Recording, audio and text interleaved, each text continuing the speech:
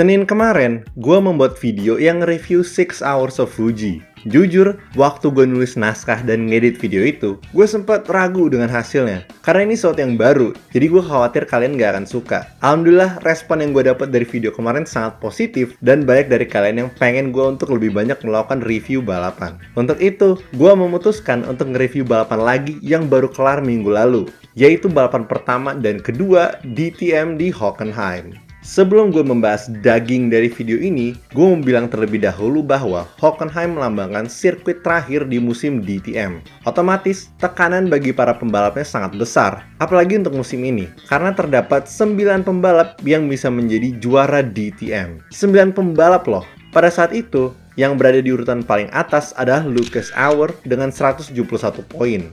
Hanya beda 7 poin dengan Jordan Pepper yang di posisi 2 dan 11 poin dengan René Rast di posisi 3. Pada tahap FP1, Thomas Preining mencetak waktu tercepat dengan 1 menit dan 37,413 detik. Beda tipis dengan Lucas Auer di posisi 2 dan Aintjen Nguyen di posisi 3. Lanjut ke FP2, sekarang gilirannya Aintjen Nguyen untuk ngasih paham dan ngambil posisi 1 dengan waktu 1 menit dan 37,15 detik. Thomas Preining yang ketinggalan jauh di posisi 2 dan sekarang posisi 3 diisi oleh Timo Glock. Tapi itu baru free practice, cuma latihan. Kemampuan dari setiap pengemudi baru kelihatan pas tahap kualifikasi. Karena DTM mengadakan balapan pertama di hari Sabtu dan kedua di hari Minggu, gue akan membagi pembahasannya berdasarkan hari penyelenggaraan. Jadi kualifikasi dan balapan di hari Sabtu dulu, baru yang hari Minggu.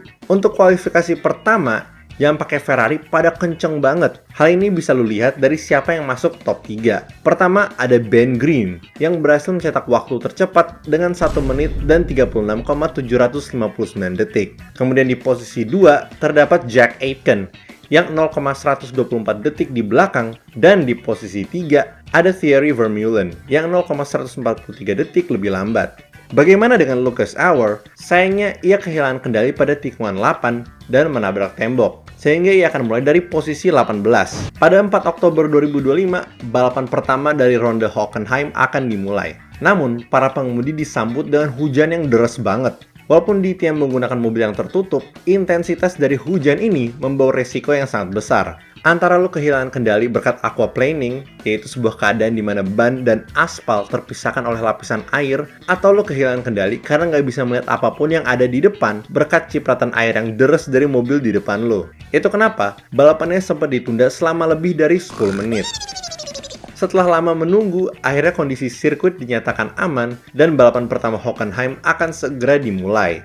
Tapi sebelum mobilnya dilepas, mereka harus melakukan beberapa lap di belakang safety car. Ketika tersisa 47 menit dan 6 detik, balapan pertama Hockenheim akhirnya dimulai. Dari cuplikan yang gue tunjukin, kelihatan seberapa banyaknya air yang dicipratin ke belakang. Ketika mereka mendekati tikungan 6, Ben Green meleset jauh dari tikungan dan posisi 1 diambil oleh Jack Aitken. Walaupun dia berhasil kembali ke sirkuit, Thomas Preining langsung menemukan celah dan berhasil menyusulnya setelah tikungan 8. Turun ke posisi 3, Ben Green kembali diserang oleh Ricardo Feller.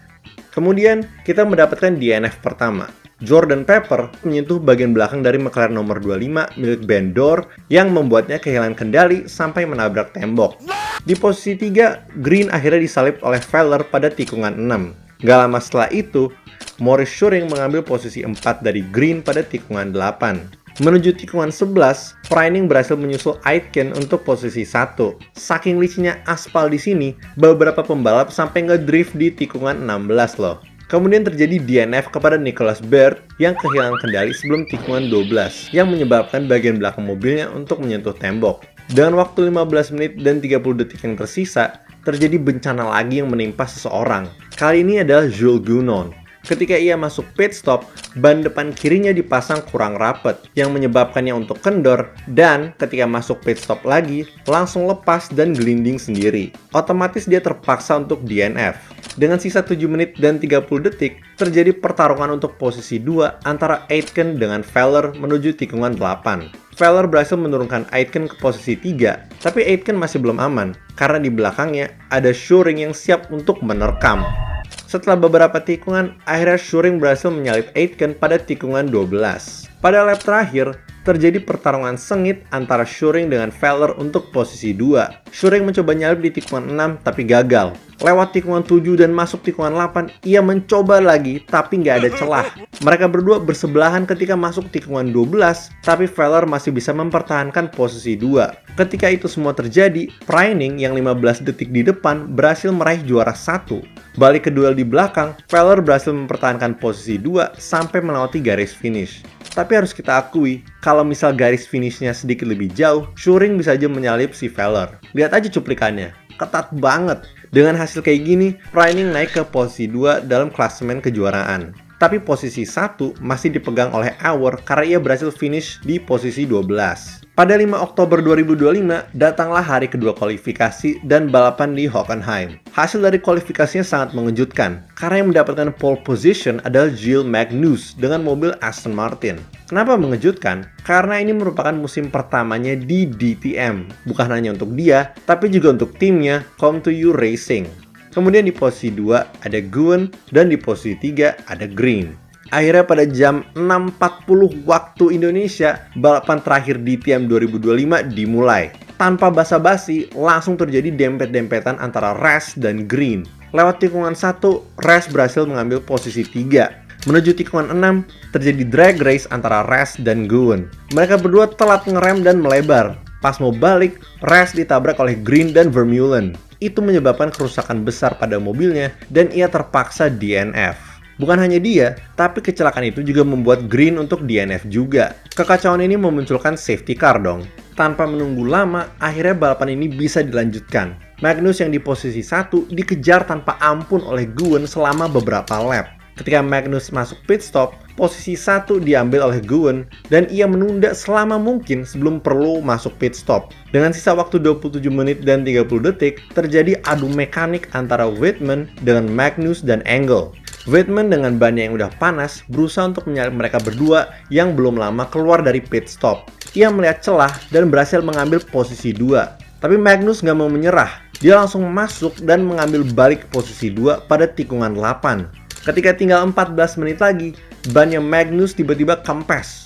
Wah, sayang banget. Padahal dia udah hebat banget selama balapan ini loh. Dengan sisa 11 menit dan 40 detik, Guwen dan Weidman masuk pit stop untuk pergantian ban yang kedua. Nah, jangan lupa sama kedua nama tersebut, karena mereka lah yang membuat ini menjadi balapan terbaik di 2025.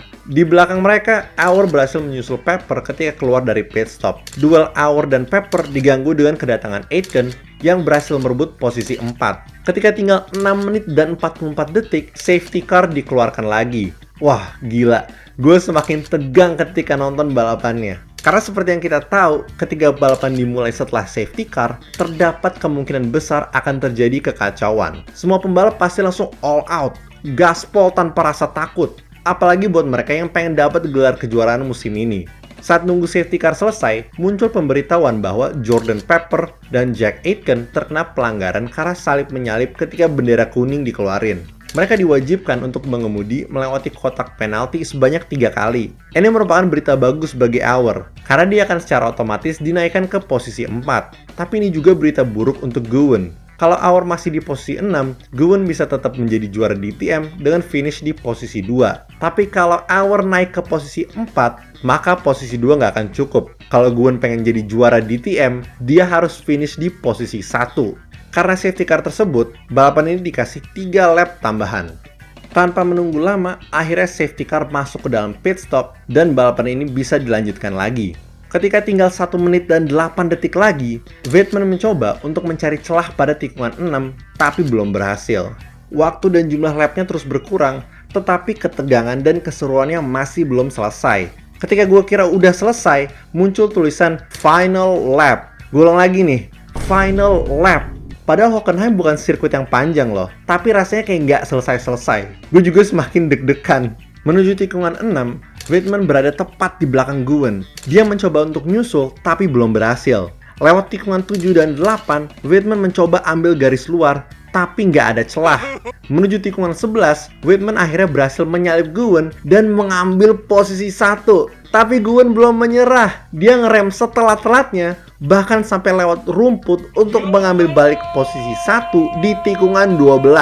Melewati tikungan 13, 14, 15, dan 16, akhirnya ia berhasil finish di posisi 1 dan menjadi juara DTM. Wah, gila. Itu salah satu momen paling menakjubkan di DTM. Ini baru namanya finale yang sulit untuk dilupakan, di mana pemenangnya baru bisa ditentukan pada lap terakhir. Oke guys, sampai situ dulu untuk video kali ini. Kalau misalnya lu bertanya kenapa kebanyakan dari video ini hanya mengandung foto, itu karena video gue yang nge-review 6 Hours of Fuji terkena copyright karena menggunakan terlalu banyak cuplikan balapannya. Jadi mohon maaf ya, gue juga minta maaf kalau suara gue kedengeran aneh. Gue sempat radang tenggorokan sampai suara gue habis dan ini masih belum pulih sepenuhnya. Semoga lu bisa memaklumi ya. Jadi gimana pendapat kalian tentang ronde terakhir DTM musim ini? Apakah lu juga berpendapat bahwa ini balapan paling seru di 2025? Kasih tau di kolom komen ya. Kalau kalian suka video kali ini, jangan lupa untuk like. Kalau nggak suka, silahkan dislike. Dan kalau suka banget, kalian bisa subscribe dan pencet tombol join di bawah untuk menjadi member. Lu juga bisa pencet tombol super thanks untuk mendukung gue secara langsung. Makasih banyak guys!